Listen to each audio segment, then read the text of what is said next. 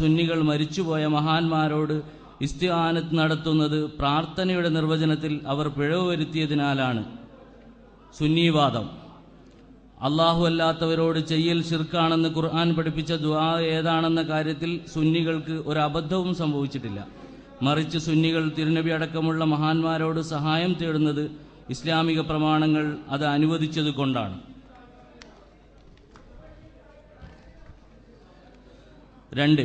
ഒന്നാമത്തെ സെഷനിൽ സുന്നി വിഭാഗം അവരുടെ വിഷയം അവതരിപ്പിക്കുന്നതും മുജാഹിദ് വിഭാഗം അതിന് മറുപടിയായി വിഷയം അവതരിപ്പിക്കുന്നതുമാണ്. രണ്ടാമത്തെ സെഷനിൽ മുജാഹിദ് വിഭാഗം വിഷയം അവതരിപ്പിക്കുന്നതും സുന്നി വിഭാഗം അതിന് മറുപടിയായി വിഷയം അവതരിപ്പിക്കുന്നതുമാണ്. 3. സംവാദ രൂപം രാവിലെ 9 മണി മുതൽ സംവാദം ആരംഭിക്കുന്നതാണ്. സാങ്കേതികമായ കാരണങ്ങളാൽ ഇപ്പോൾ അല്പം വൈകിയാണ് സംവാദം ആരംഭിക്കുന്നത്. 9:30 സുന്നി വിഭാഗം വിഷയാവതരണം ആരംഭിക്കുന്നു. 9:55 വരെ 25 മിനിറ്റ് മുജാഹിദ് വിഭാഗം വിഷയാവതരണം. 10 മണി മുതൽ 10:25 വരെയാണ് സമയം, 25 മിനിറ്റ്. തുടർന്ന് ആദ്യം വിഷയാവതരണം നടത്തിയ സുന്നി വിഭാഗത്തോട് മുജാഹിദ് വിഭാഗം 5 മിനിറ്റ് ചോദ്യം ചോദിക്കുകയും അവർ 7 മിനിറ്റ് കൊണ്ട് മറുപടി നൽകുകയും ചെയ്യുക. ഇങ്ങനെ 1 മണിക്കൂർ 15 മിനിറ്റ്. പിന്നീട് ഇതേപോലെ സുന്നി വിഭാഗം മുജാഹിദ് വിഭാഗത്തോട് ചോദ്യം ചോദിക്കുകയും മുജാഹിദ് വിഭാഗം മറുപടി പറയുകയും ചെയ്യുക. 1 മണിക്കൂർ 15 മിനിറ്റ്. വ്യവസ്ഥയുടെ രണ്ടാം ഭാഗം നൂർഷാ സാഹിബ് വായിക്കുന്നതാണ്. അതിന് അദ്ദേഹത്തെ ആദരപൂർവ്വം ക്ഷണിക്കുന്നു. അൽഹംദുലില്ലാഹ് സ്വലാത്തു വസ്സലാമു അലാ അഷ്റഫിൽ മുർസലീൻ വഅലാ ആലിഹി വസ്ഹബിഹി അജ്മഈൻ. അമ്മാ ബഅദ്. ബഹുമാനപ്പെട്ട പണ്ഡിതന്മാരെ, നാട്ടുകാരെ, ശ്രോതാക്കളെ, ആദ്യം പറഞ്ഞതുപോലെ അതിൻ്റെ തുടർച്ചയായി ഉച്ചയ്ക്ക് 1:45 മുതൽ ഈ പരിപാടിയുടെ രണ്ടാം സെഷൻ ആരംഭിക്കുകയാണ്. 1:45 സംവാദം പുനരാരംഭിക്കുമ്പോൾ മുജാഹിദ് വിഭാഗം വിഷയാവതരണം 25 മിനിറ്റും സുന്നി വിഭാഗം അതിന് മറുപടിയായി 25 മിനിറ്റും സംസാരിക്കുന്നതാണ്. തുടർന്ന് സുന്നി വിഭാഗം മുജാഹിദുകളോട് 1:15 വരെ ചോദ്യവും മറുപടിയും, 1 മണിക്കൂറും 15 മിനിറ്റും ചോദ്യവും മറുപടിയും തുടരുന്നതാണ്. അവസാനമായി ഈ പരിപാടിയുടെ അവലോകനം 10 മിനിറ്റ് വീതം 2 വിഭാഗത്തിനും ലഭിക്കും ഇൻഷാ അല്ലാഹ്. ആ 10 മിനിറ്റിൽ ആര് ആദ്യം സംസാരിക്കണമെന്നുള്ളത് ആ സമയത്ത് നറുക്കെടുപ്പിലൂടെ തീരുമാനിക്കുന്നതാണ്.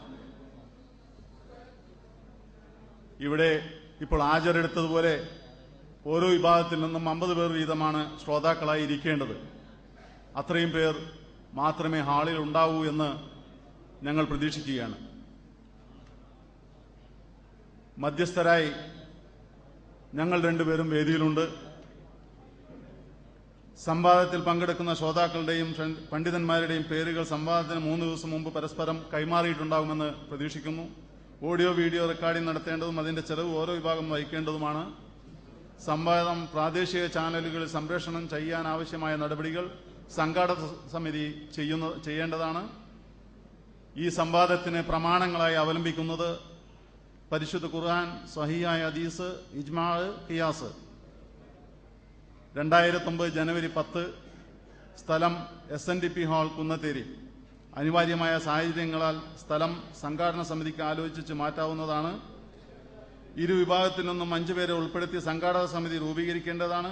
ഹാൾ, മൈക്ക്, പെർമിഷൻ തുടങ്ങിയ വളണ്ടിയർമാർ ഇരു വിഭാഗത്തിൽ നിന്നും 10 പേർ വീതം എന്നിവ സംഘാടക സമിതിക്ക് തീരുമാനിക്കേണ്ടതാണ്. ഇതെല്ലാമാണ് ഈ സംവാദവുമായി ഉണ്ടാക്കിയ കരാറിന്റെ ചുരുക്കം. ഇനി നമ്മളുടെ സംവാദത്തിലേക്ക് പ്രവേശിക്കുകയാണ്.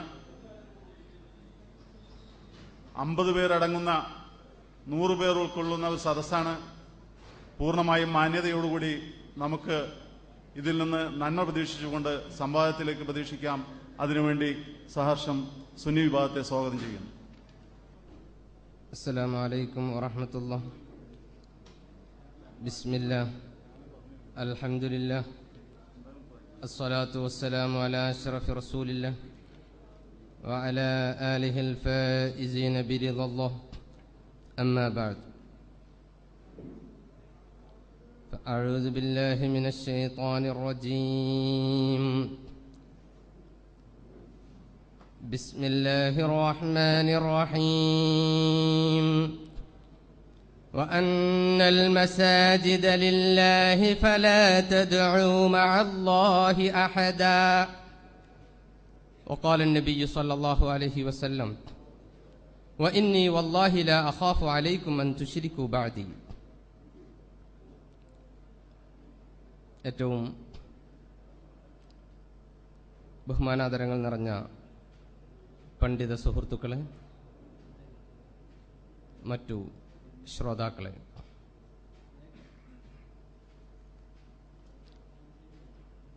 വളരെ സുപ്രധാനമായ വിഷയത്തിൽ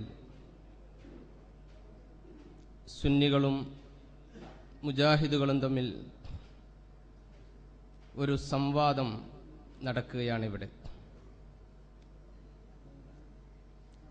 വളരെ കൃത്യമായ ഒരു വിഷയമാണ് ഇതിനു വേണ്ടി നാം തെരഞ്ഞെടുത്തിരിക്കുന്നത്. അല്ലാഹു അല്ലാത്തവരോട് ചെയ്യൽ ശിർക്കാണെന്ന് ഖുർആൻ പറഞ്ഞ ദുആ, അത് ഏതാണെന്ന് നിർവചിക്കുന്ന വിഷയത്തിൽ മുജാഹിദ് പക്ഷത്തിന് അബദ്ധം സംഭവിച്ചു എന്ന് സുന്നികൾ വാദിക്കുന്നു. ഇല്ല, ഒരബദ്ധവും സംഭവിച്ചിട്ടില്ല എന്ന് മുജാഹിദുകളും വാദിക്കുന്നു. ഇതാണ് വിഷയം. ഈ വിഷയത്തിൽ ഒതുങ്ങി നിന്നുകൊണ്ടുള്ള ഒരു സംവാദമാണ് ഇവിടെ നടക്കാൻ പോകുന്നത്. പ്രത്യേകം ശ്രദ്ധേയമായ ഒരു കാര്യം, ഇവിടെ നടക്കുന്ന ഒന്നാം സെഷനിൽ സുന്നികൾക്ക് അബദ്ധം പറ്റിയോ ഇല്ലേ എന്നതല്ല ചർച്ച ചെയ്യുന്നത്, മറിച്ച് മുജാഹിദുകൾക്ക് അബദ്ധം സംഭവിച്ചോ ഇല്ലേ എന്നതാണ്. മുജാഹിദുകൾക്ക് അബദ്ധം സംഭവിച്ചു എന്ന് നമ്മൾ രണ്ട് പ്രമാണങ്ങളുടെ അടിസ്ഥാനത്തിലാണ്, രണ്ട് തെളിവുകളുടെ അടിസ്ഥാനത്തിലാണ് തെളിയിക്കാൻ പോകുന്നത്. രണ്ട് തെളിവുകൾ മാത്രമാണ് ഇവിഷയകമായി ഇപ്പോൾ ഞങ്ങൾ ഉദ്ധരിക്കുന്നത്. ധാരാളം കാര്യങ്ങൾ പറയാനുണ്ടെങ്കിലും വളരെ ചുരുങ്ങിയ സമയമായതുകൊണ്ട് രണ്ട് തെളിവുകളുടെ അടിസ്ഥാനത്തിൽ മുജാഹിദുകളുടെ ഇവിഷയകമായ വാദം തെറ്റാണ് എന്ന് ഇവിടെ തെളിയിക്കപ്പെടാൻ പോവുകയാണ്. ആമുഖമായി ചില കാര്യങ്ങൾ പറയട്ടെ. ലാ ഇലാഹ ഇല്ലല്ലാഹ് മുഹമ്മദുർ റസൂലുള്ളാഹ് എന്ന ആദർശത്തിൽ വിശ്വസിക്കുന്നവരാണ് മുസ്ലിംകൾ. അല്ലാഹുവാണ് ലോകത്തെ സൃഷ്ടിച്ചു പരിപാലിക്കുന്നത്. സൃഷ്ടിപ്പിൽ അവന് യാതൊരു പങ്കുകാരനുമില്ല. അവന്റെ ഉദ്ദേശ്യമില്ലാതെ ലോകത്ത് ഒന്നും തന്നെ നടക്കുകയില്ല.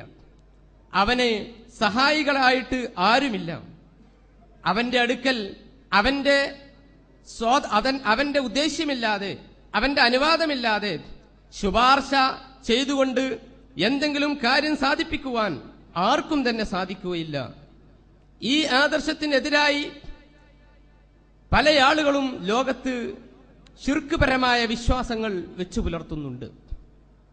വിശുദ്ധ ഖുർആൻ ഏറ്റവും ശക്തമായി വിമർശിച്ച ഒരു വിഷയമാണ് ശിർക്ക് എന്ന് പറഞ്ഞാൽ. അള്ളാഹുവിന്റെ അധികാരത്തിൽ, അവകാശങ്ങളിൽ പങ്കുചേർക്കുന്ന പ്രവണത ലോകോൽപ്പത്തി മുതൽ നമുക്ക് കണ്ടെത്താൻ സാധിക്കുന്നതാണ്. വിശുദ്ധ ഖുർആൻ വളരെ ശക്തമായ ഭാഷയിലാണ് ഇതിനെ വിമർശിക്കുന്നത്. യാ ബുനയ്യ ലാ തുശ്രിക് ബില്ലാഹ് ഇന്നശ്ശിർക ലദുൽമുൻ അളീം. വിശുദ്ധ ഖുർആൻ നമ്മെ പഠിപ്പിക്കുകയുണ്ടായി. മഹാനായ ലുഖ്മാനുൽ ഹക്കീം റളിയല്ലാഹു അൻഹു തന്റെ മകനോട് നൽകുന്ന സുപ്രധാനമായ ഉപദേശങ്ങളിൽ ഏറ്റവും ശ്രദ്ധേയവും ഏറ്റവും പ്രഥമവുമായ കാര്യം, കുഞ്ഞിമോനെ, ലാ തുശ്രിക് ബില്ലാഹ്, നീ അല്ലാഹുവിനോട് ഒന്നിനെയും ഏതിനെയും പങ്കു ചേർക്കരുത്. ഇന്നശ്ശിർക ലദുൽമുൻ അളീം, തീർച്ചയായും ശിർക്ക് എന്ന് പറഞ്ഞാൽ മഹാപാതകമാണ് എന്നാണ്. ഹബീബായ റസൂലുള്ളാഹി സ്വല്ലല്ലാഹു അലൈഹി വസല്ലം തങ്ങളോട് ഒരാൾ വന്നുകൊണ്ട് ചോദിച്ചു, അയ്യു ദംബി അഅ്ളമു യാ റസൂലല്ലാഹ്, ഏതാണ് ഏറ്റവും കഠിനമായ പാപം എന്ന് ചോദിക്കുമ്പോൾ അവിടുന്ന് പറഞ്ഞു, അശ്ശിർക്ക്, അത് ശിർക്കാകുന്നു. എന്നാൽ ചില ആളുകൾ ഇപ്പോ ശിർക്കിന്റെ